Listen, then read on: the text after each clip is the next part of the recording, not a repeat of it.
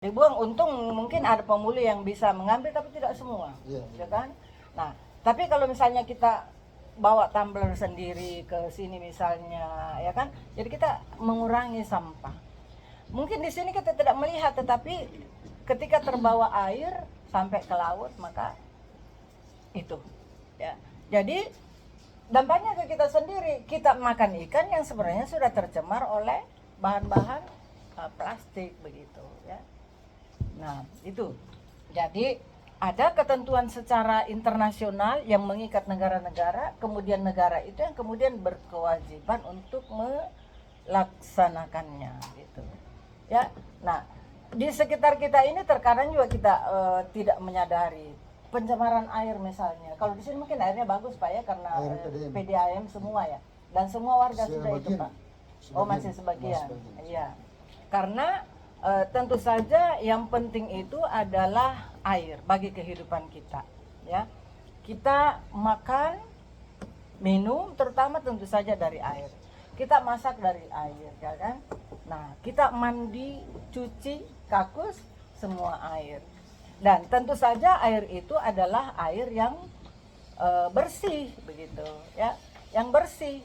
Nah, tapi air, terutama air sumur, air sungai itu rawan untuk tercemar. Rawan untuk tercemar terutama dari dampak sanitasi yang kurang bagus, ya. Yang mana sanitasi itu? Saniter. Jadi misalnya kita ada hasil penelitian di satu daerah itu dari 5 keluarga, 1 diantaranya itu masih, mohon maaf, masih buang air itu di sembarang tempat begitu, ya. Jadi tidak ada, istilahnya itu tidak ada kakusnya begitu. Nah, jadi itu mungkin hanya menggali-gali saja, kan?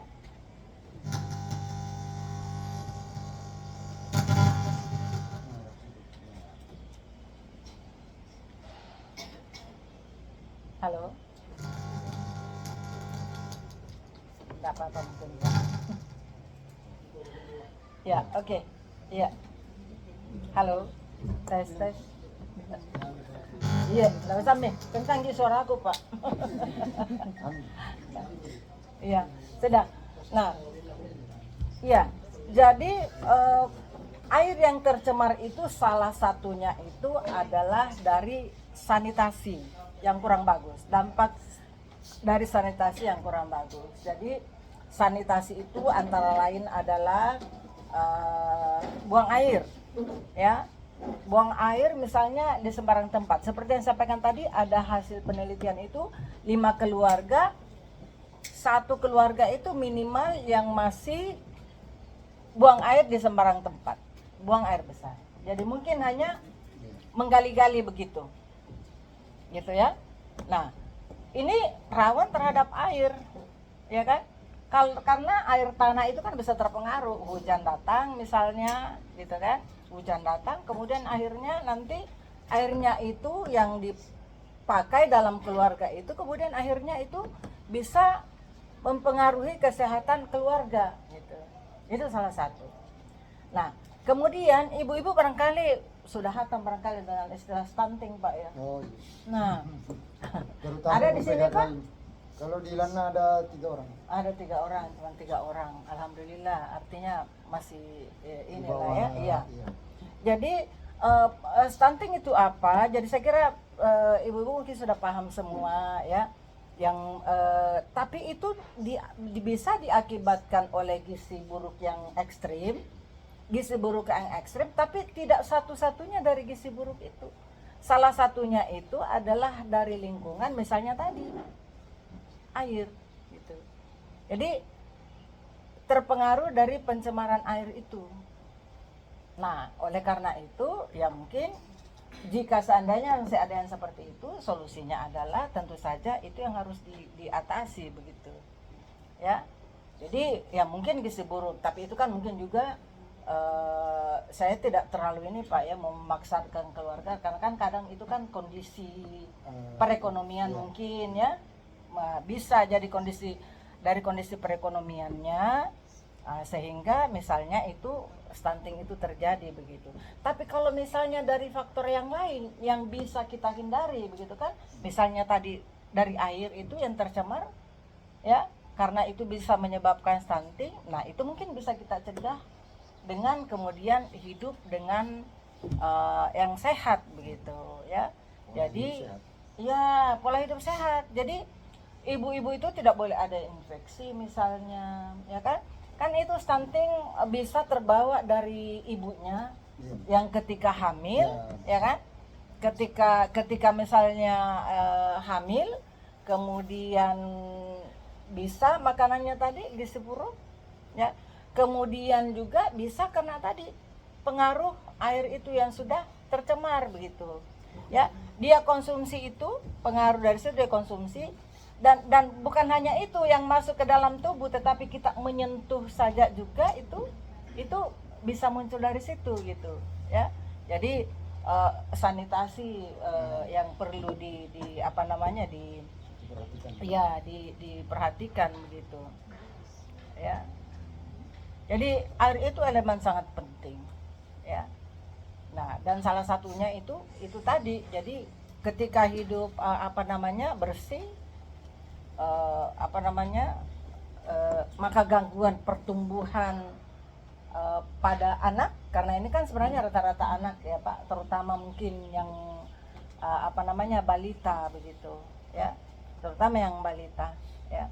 Nah tapi stunting itu tentu saja tidak hanya dialami oleh Indonesia ya, semua negara ya ada yang mengalami, ada kasus stuntingnya ya, apalagi negara-negara yang di bawah menengah ke bawah begitu Pak ya, terutama yang di Afrika misalnya, itu kebanyakan itu stunting ya. Nah tetapi itu tadi, kalau gizi itu kan terkadang juga mungkin Pak orang punya begitu ya, ada kemampuan secara ekonomi, tapi mungkin pola hidupnya itu yang pola makannya mungkin yang tidak ini Pak ya. Ya, karena sekarang kan apa-apa kan kita bisa online Bu, ya kan? Sekarang kan masuk ke sini juga kan teknologi itu ya. Jadi mau makan makanan fast food. Iya, fast food itu. Jadi kita di rumah tinggal pesan junk food ya, udah sudah langsung datang begitu kan? Langsung datang. Jadi ibu-ibunya kalau terpengaruh dengan kehidupan yang ini, apalagi kalau misalnya HP sudah di tangan terus gitu Bu ya. Bukan hanya ibu, kadang juga kita ini kan gitu ya. Siap saji. Iya, jadi semua makanan siap saji. Padahal itu itu tidak bagus untuk kesehatan.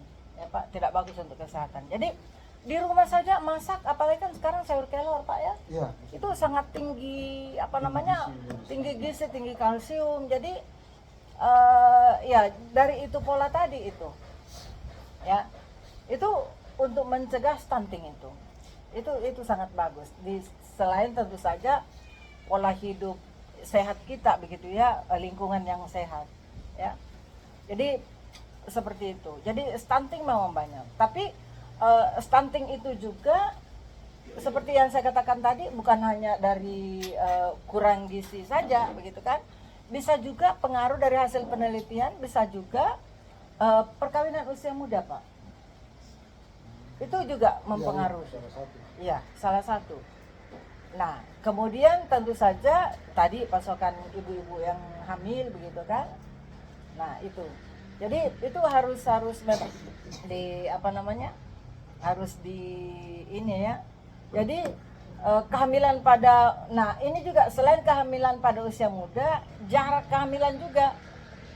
Jadi dulu kan keluarga berencana itu ini Pak ya, masif sekali begitu kan. Ibu-ibu bidannya bahkan waktu itu diberikan tugas untuk menyampaikan kampanye 2 anak cukup begitu kan. 2 anak cukup, kemudian perhatikan jaraknya karena ini juga terkait dengan kesehatan ibu. Nah, rupanya ya jarak kelahiran yang rapat itu juga bisa menyebabkan stunting gitu ya. bisa juga menyebabkan stunting. Ya, mungkin antara lainnya karena jaraknya terlalu dekat. Ini secara teknis mungkin Pak ya. Sehingga ibunya itu mungkin kurang perhatian ke anak begitu ya. Nah, jadi seperti itu. Jadi tentu saja ya pekerjaan dan mata pencaharian keluarga itu saya katakan tadi. Tetapi kalau seperti daerah di sini kan mungkin kita ada kan program itu Pak ya, ada program kebun di taman di halaman sendiri begitu. Iya. Nah, kebun jadi ini saya kira daerah di sini sangat produktif untuk sayuran, untuk dan lain sebagainya. Apalagi tadi terutama yang sayur-sayur yang mengandung ini yang besar ya, termasuk daun kelor itu kan cuma ditancap saja Bu ya. Ini kan sudah itu sudah tumbuh begitu. Dan itu sekarang di kota jadi rebutan itu Bu. Setiap tukang sayur itu bawa itu. Dan kelor. Iya, bawa itu daun kelor Pak. Cuman kan terkadang yang bikin malas kita itu petik-petiknya agak susah ya Bu ya. Nah, tetapi sekarang itu orang ternyata cuci itunya tidak dipetik, cuci bersih, mendidih air, masukkan begini, nanti dia rontok sendiri itu. Jadi tidak ada waktu untuk ini Bu, coba nanti dipraktekkan di rumah itu. Iya, jadi kelor itu bagus Bu, apalagi kalau dimasak makan dengan Kacang hijau. Kacang hijau, betul Pak. Kacang hijau, saya dulu itu waktu kuliah S1, kebetulan saya di UNAS waktu itu, belum ada rumah sakit itu. Jalannya masih jelek di situ. Jadi tinggal di rumah, kebetulan yang kos sebelum saya di situ itu orang Endrekang. Mari Bu. Orang Endrekang itu kan terkenal rajin Pak bercocok tanam ya. Jadi di samping rumah yang kami tempati itu ada pohon kelornya. Kemudian juga ada pohon belimbing. Jadi kita pulang kuliah jalan kaki, tinggal masak itu. Ada ikan asin. Nah baru sekarang terasa kenapa pada saat itu kita makan yang kebanyakan yang seperti itu, tambah telur, tambah mie instan. Tapi alhamdulillah kita sehat-sehat semua. Rupanya rasanya dari ininya Pak, dari kelornya. Iya. Jadi ini yang mau saya sampaikan, bahwa mari kita cinta lingkungan gitu kan. Jadi jangan terlalu tergantung dengan apa yang ada di pasar, terutama kita yang berada di daerah yang sebenarnya produktif seperti ini Pak ya. Karena memang penyakit itu kan tergantung juga dari asupan kita sebenarnya begitu ya. Tapi bukan hanya itu, selain asupan tentu saja yang lain ya. Nah,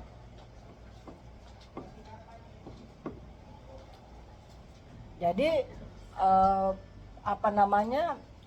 lingkungan fisik kita itu memainkan peran, sangat berperan di dalam keadaan kita, keberadaan kita gitu ya, terutama kesehatan. Jadi ada yang bisa dirasakan secara langsung, tapi juga ada yang jangka panjang ya. Seperti pertumbuhan otak ya, jadi stunting itu kan tidak bisa dianggap ini Pak ya. Ya, jadi iya, jadi sebelum stunting juga ya itu akan kemudian mempengaruhi pertumbuhan otak gitu ya, yang terhambat. Kemudian juga kecerdasan akan terganggu begitu ya. Kemudian perkembangan badan hingga proses metabolisme tubuh. Jadi kalau proses metabolisme tubuh kita tidak bagus, maka tentu saja itu juga akan mempengaruhi apapun asupan kita, misalnya apapun yang kita makan. Kalau proses metabolisme tubuh kita tidak bagus, maka juga itu tidak akan bermanfaat bagi tubuh kita, bagi kesehatan kita. Iya.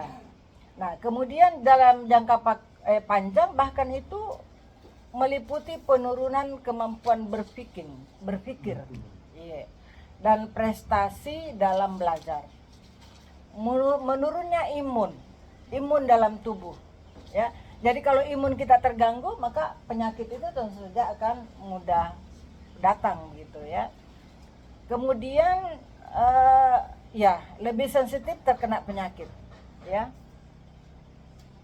dan penyakit yang bersifat sistemik, begitu, ya. Nah, jadi hukum itu sangat berperan, ya, di dalam permasalahan kesehatan tentu saja. Jadi hukum dan stunting, ya. Di mana peran hukum di sini, ya? Nah, peran hukum di sini tentu saja kita banyak aturan, ya, ada regulasi. Nah, ketika misalnya regulasi yang ada itu kemudian kita jalankan, gitu ya, kita jalankan, pada akhirnya maka tentu saja warga kita itu kemudian akan hidupnya lebih enak, gitu ya, terhindar dari segala macam penyakit, dan juga tentu saja alam kita itu kemudian menjadi lestari, begitu ya. Jadi kalau dari sekarang kita tidak memperhatikan lingkungan, maka seperti yang saya katakan tadi, maka bumi ini apa yang ada sekarang itu tidak akan berkelanjutan, ya, tidak berkelanjutan. Bahkan anak cucu kita di kemudian hari nanti mungkin sudah ada yang tidak bisa menikmati sawah-sawah yang menghijau, gunung yang menghijau, ya kan? Kenapa? Karena itu kemudian habis oleh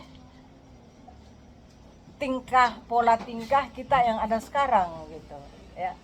Jadi silakan melakukan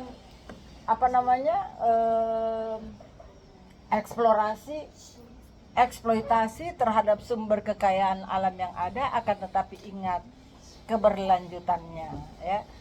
Jadi di sini kan banyak pohon ya, Bu, ya. Tadi saya lewat juga, di situ ada Pak, lingkungan dan kehutanan sekarang, ya. Ya. Kantornya kehutanan di sini. Ya, di situ kan lingkungan. Sekarang kan memang Kementerian Lingkungan itu ada kehutanan di belakangnya, Pak, ya. Nah, jadi seperti hutan kita ini, ya, kalau mau mendebang hutan, ayo tebang, tetapi tebang pilih. Mana yang boleh ditebang, mana yang tidak, ya kan. Kemudian menanam kembali, program menanam kembali. Setelah ditebang, ya ditanam. Nah, karena kan sekarang kalau orang di kota-kota itu kan sering, di kota itu tidak ada hujan, tapi kok tiba-tiba datang air bah, begitu. Nah, itu sumbernya dari mana? Itu dari hulu, dari atas. Rupanya di atas yang hujan, tetapi karena hutannya, gunungnya sudah tidak bisa menahan air karena sudah gundul, ya kan? Sudah gundul, akhirnya terjadilah longsor misalnya, kemudian terjadilah air bah di perkotaan, gitu. Kan banyak kejadian sekarang itu, Bu, ya. Ya. Banyak kejadian. Nah, kalau sudah terjadi begitu, siapa yang bertanggung jawab, gitu. Kadang-kadang kita mengatakan itu kan kejadian alam, gitu, ya. Tapi setelah runut, dicari sumbernya dari mana? Oh, ternyata dari ulah manusia juga, begitu. Ulah manusia. Jadi mari kita menjaga lingkungan, ya. Karena ini secara internasional negara-negara sudah menyepakatinya, ya. Nah, sekarang kita tinggal pelaksanaan. Jadi ada istilah gini, Bu, mohon maaf. Kalau di dunia internasional itu misalnya hukum internasional, kesepakatannya itu antara negara-negara itu dikatakan berpikir secara global, think globally. Kenapa secara global? Ya karena negara-negara berkumpul kemudian memikirkan apa sih permasalahan dunia yang ada sekarang, gitu kan? Apa permasalahan dunia yang ada sekarang? Nah, tetapi untuk mengatasi permasalahan itu negara harus bertindak secara individual. Jadi think globally, berpikir secara global, namun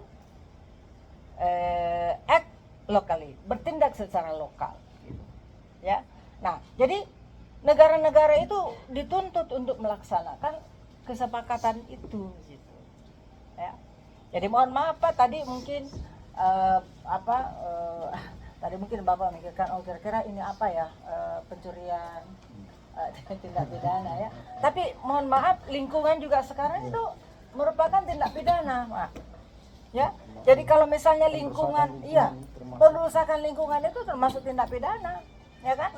Bahkan Undang-Undang Dasar kita, Undang-Undang Dasar 1945 itu disebut dengan green apa itu Pak? Mohon maaf. Green konstitusi. Green Constitution, konstitusi yang hijau. Kenapa dikatakan konstitusi hijau Undang-Undang Dasar 1945 kita? Karena pada saat perubahan itu ada pasal yang masuk bahwa lingkungan hidup yang baik, yang sehat itu adalah hak asasi manusia. Ya. Jadi hak asasi manusia, Bu, lingkungan hidup yang sehat itu. Tidak satu orang pun yang bisa menghalangi itu. Jadi kalau misalnya ada di sekitaran kita yang kemudian akan mengganggu kesehatan, mengganggu lingkungan yang berdampak kepada kita, maka itu bisa kita tuntut begitu, ya. Jadi Green Constitution, konstitusi. Jadi dengan diaturnya lingkungan yang sehat sebagai hak asasi manusia, maka Undang-Undang Dasar 1945, Undang-Undang Dasar kita itu sudah disebut sebagai konstitusi yang hijau, ya. Nah, jadi sekarang kan banyak, makanya kan sekarang orang yang mengerti banyak aturan sekarang Pak ya, makanya bapak-bapak sekarang agak terbatas Pak ya. Kalau di sini mungkin mohon maaf, ada yang merokok kan. Ya, saya termasuk masih merokok. Nah, silakan merokok tapi jangan di tempat yang umum. Suami saya perokok berat juga. Jadi kadang di rumah itu ada ini ya sedikit Pak ya, karena saya bilang merokok tapi jangan bagi-bagi asapnya gitu kan. Nah, kalau orang merokok kan tidak bisa dihisap sendiri Pak ya. Pasti ada yang ini. Jadi sekarang itu bisa kita protes gitu, Bu. Protes ke Bapak gitu ya. Hak asasi itu. Hak asasi manusia, hak asasi itu adalah hak yang paling mendasar dari seorang manusia. Hak untuk hidup dan segala macam. Itu hak mendasar yang tidak boleh dihalangi oleh orang lain. Termasuk dari segi lingkungan. Silakan merokok, tetapi ya jangan di tempat yang umum. Cari tempat yang memang sekiranya tidak ada yang terpengaruh di situ. Karena katanya kan juga bahaya memang Pak ya kalau rokok itu.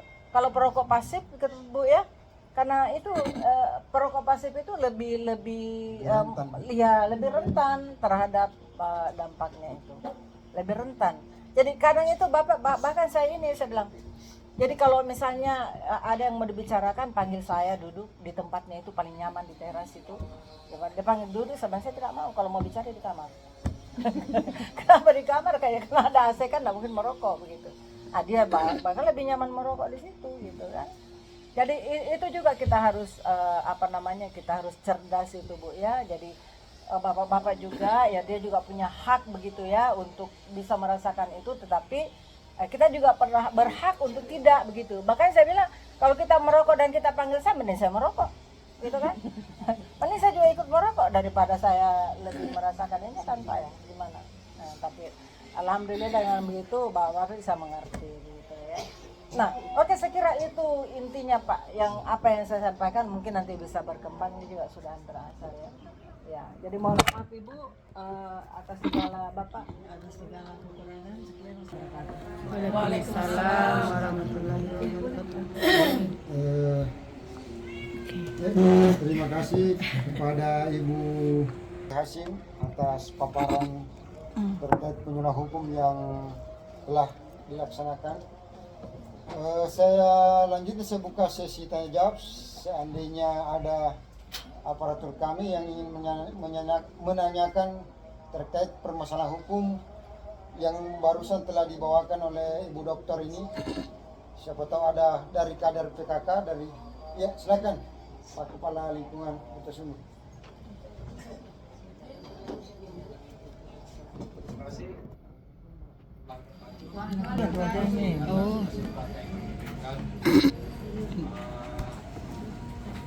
Apa yang disampaikan tadi Dr. Satriasi, SKMA, bagus.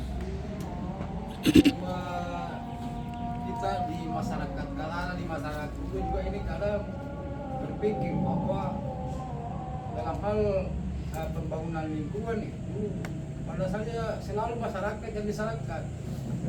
Padahal sebenarnya orang yang dari Makassar atau dari Pusat sebenarnya yang merusak lingkungan. Kenapa? Karena adanya BUMN. Pertama kalau di Paraloi ada namanya PT Hutani dan segala macam lah.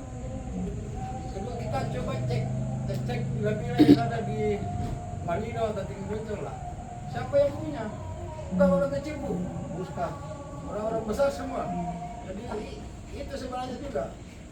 Jadi bukan saya dikatakan bahwa masyarakat ada banjir, masyarakat ini diserahkan, misalnya kedua marah. Padahal awal dari kerusakan ini sebenarnya orang-orang di atas yang bikin rusak.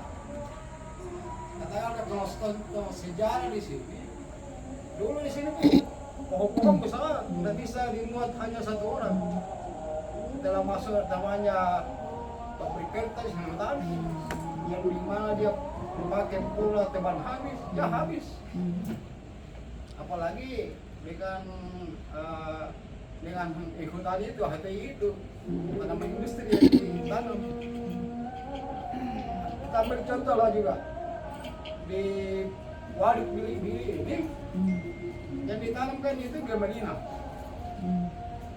Mungkin ibu tahu fungsi gamelina apakah itu bisa menyimpan air atau bagaimana. Pada saat musim kena begini biasanya saya lihat daunnya berguguran, berarti itu tidak menyimpan air. Ini konsep tadi ya. Yang kedua juga masyarakat di pedesaan ini pada apalagi yang adanya bendungan Bili-Bili ini kacau balau bu, tidak diatur yang bagus. Ya saya sampai saat ini yang tidak pernah merasakan itu dampak adanya bendungan Bili-Bili. Kita yang menampung air, kalau juga kita di sini kekurangan air. Tidak tahu. Ya, tidak tahu bagaimana aja. Regulasinya. Sebenarnya kalau dari konsep yang bagus barangkali direncanakan. Karena kalau masyarakat di Makassar mau bagus, ya mungkin dia bisa memberikan kompensasi kepada orang yang masyarakat yang ada di hulu. Karena masyarakat di hulu ini butuh pangan, butuh sandang, butuh kehidupan. Katakanlah mungkin kalau di saya juga tidak rela dikatakan bahwa kalau ada kerusakan dari hulu, selalu masyarakat di hulu yang disalahkan. Padahal sebenarnya orang dari Makassar juga yang ya kita cobalah kita cek kalau di Tinggi Bocor atau di Malino, siapa yang bapak hutan ini, siapa yang tahu bila-bila yang besar ini, yang enggak kan bukan masyarakat di sana, orang dari Makassar. Mungkin itu barangkali ya, apalagi karena masyarakat juga butuh berkembang bu. Iya betul. Apalagi kalau kita mau perhatikan temannya masyarakat di Lana ini kasihan bu. Betul juga bendungan ini surut, coba tidak surut bendungan. Tidak tahu masyarakat mau makan apa lagi. Tapi karena surut, ya masyarakat turun lagi tanam padi, kacang apa dan sebagainya. Di dekat situ Pak ya, di bendungan. bendungan itu. Di bendungan. Iya. Cuma tidak ada itu, tidak ada lagi sawah dia punya. Iya. Di mana pulauannya itu bendungan, pemukiman, sudah masuk lagi tanah negara. Jadi masyarakat itu dipersiapkan sebanyak hidup di utamanya di Lande. Di sini kan ibu kota ini perumahan di luarnya ini pun sudah masuk tanah negara. Katakanlah yang dikuasai oleh Hutani, BUMN, kan seperti itu. Jaga mau tidak mau masyarakat akan menjauh masuk. Nasi dibawa ke situ. Mungkin itu saja barangkali Iya. Bu. Makasih. Assalamualaikum warahmatullahi Waalaikumsalam warahmatullahi wabarakatuh. Terima kasih Pak Lingkuan atas beberapa pertanyaan ataupun masukan yang telah diberikan. Olehnya itu ke Bapak untuk dijawab. Ya, baik Bapak Kepala Lingkungan ya. Ya. Ya, terima kasih atas pertanyaan atau juga unek-unek begitu ya. Saya kira apa yang Bapak sampaikan itu benar, betul ya, betul sekali. Jadi memang kita itu dalam melakukan pembangunan ya, itu yang saya katakan tadi, Jadi membangun misalnya di Malino ini ya, jadi harus dengan perencanaan yang kemudian memperhatikan lingkungan, ya kan? Karena kita kan juga tidak boleh dilarang, tidak boleh dilarang untuk membangun begitu. Kita juga yang harus membangun. Kenapa? Karena ya tentu saja untuk memenuhi kebutuhan kita kan begitu. Nah, tetapi ada yang disebut dengan pembangunan seperti yang saya katakan tadi, ada yang disebut dengan pembangunan berkelanjutan begitu. Jadi silakan membangun, tapi perhatikan keberlanjutannya begitu, ya. Perhatikan keberlanjutannya. Jadi silakan membangun. Nah, jadi seperti yang Bapak katakan tadi bahwa sebenarnya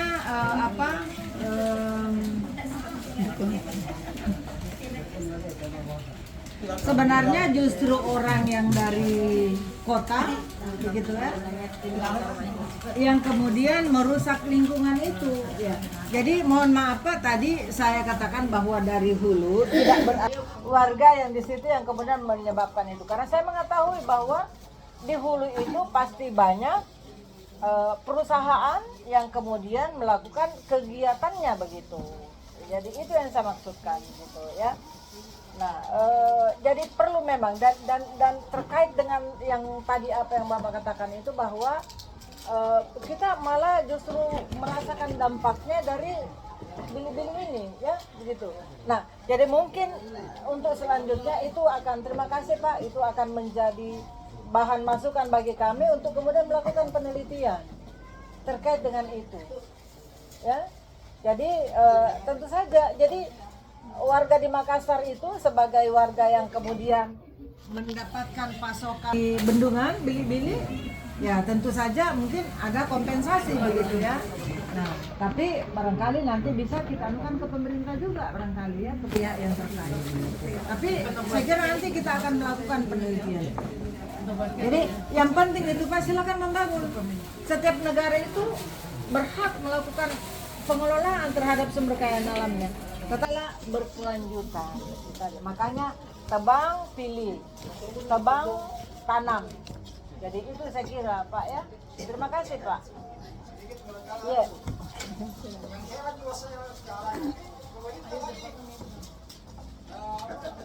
Kalau di lahan-lahan BUMN itu dia Iya. lagi pisah. Padahal Saya nggak tahu apa yang bagaimana konsepnya. Iya. Sekarang lagi dianukan. Sebelumnya apa Pak yang di di situ? Ya, Sebelumnya apa yang ditanam? sebelumnya kayu. Ya? Kayu. Kayu. Hati ini bukan tanaman industri.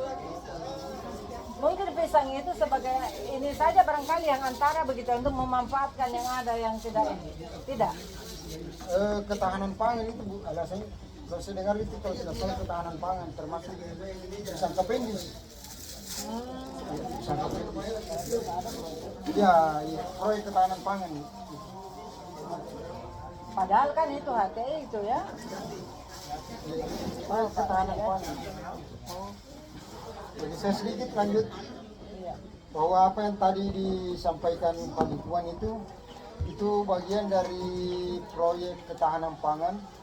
Dalam hal ini diberikan ke organisasi atau TNI yang tanam itu. Tapi HTI-nya sendiri masih ada? Sudah kalau HTI sudah tidak ini. Oh, enggak lagi. Cuma masih masuk kawasan hutan. Kontraknya masih hutan. HGU-nya masih hutan. Tapi pemanfaatannya dialihkan ke tanaman pisang kapendis. Itu lokasinya di Bersalem. Oh, Bersano. Mungkin pikirannya pemerintah pusat dalam hal ini Menteri Pertanian, lahannya hanya tidak di perkebunan petani, mungkin ada baiknya dimanfaatkan untuk kepentingan ini ketahanan pangan. Kenapa yang perhutani tidak? Kalau di sini Nutani malahan dia mau kerjasama dengan masyarakat. Bagus juga. Iya. Memperdayakan masyarakat. Iya, pemberdayaan masyarakat. Cuma kalau masyarakat yang tanam kayunya, dia larang menebang nantinya. Dianggap dia miliknya, asetnya.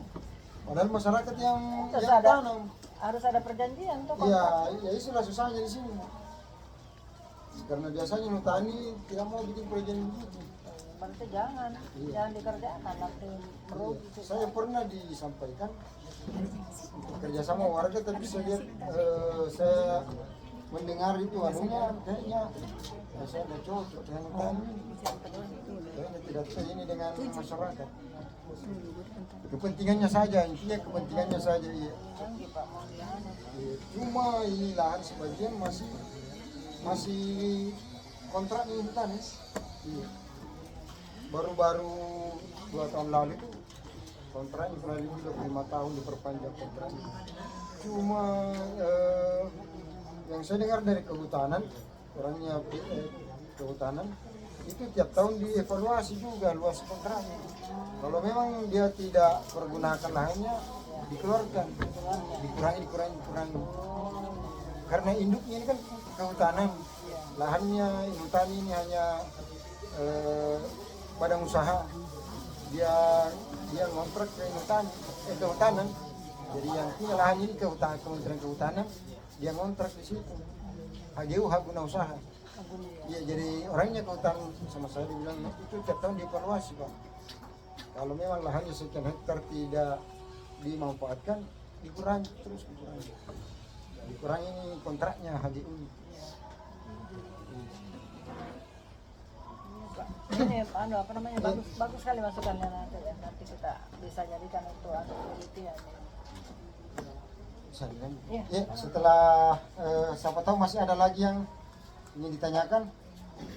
Ya, lanjut. Assalamualaikum warahmatullahi wabarakatuh. Waalaikumsalam. Kelihatan. Nggak bisa kelihatan. Saya mati dari Alhamdulillah anak. Masih tadi barangkali saya sampaikan terkait dengan lingkungan hidup dan dibicarakan tadi terkait dengan bencana alam yang terjadi di Indonesia ini. Jadi mohon maaf saya keluar sedikit dari sini. Tidak ada kejadian kemarin di Marano di kuliah itu angin putih biru itu merusak kurang lebih 100 rumah ya hilang semua atap-atapnya. Dan saya pertanyakan apakah itu adalah hukum alam terkait dengan lingkungan hidup. Itu yang pertama. Yang kedua, ini pernah saya alami Bu. Yang kedua, jadi pernah saya terkait dengan rokok tadi. Jadi saya pernah bersama teman-teman, saya bilang jangan merokok karena banyak orang di sini, banyak ibu, dia marah, dia bilang hak saya. Iya hak kamu, tapi kita juga bukan hak juga ada keamanan kesehatan. Jadi bertengkar jadi, makanya saya bertanyakan, kalau saya bertengkar dengan masalah seperti itu, yang mana yang benar sesuai dengan.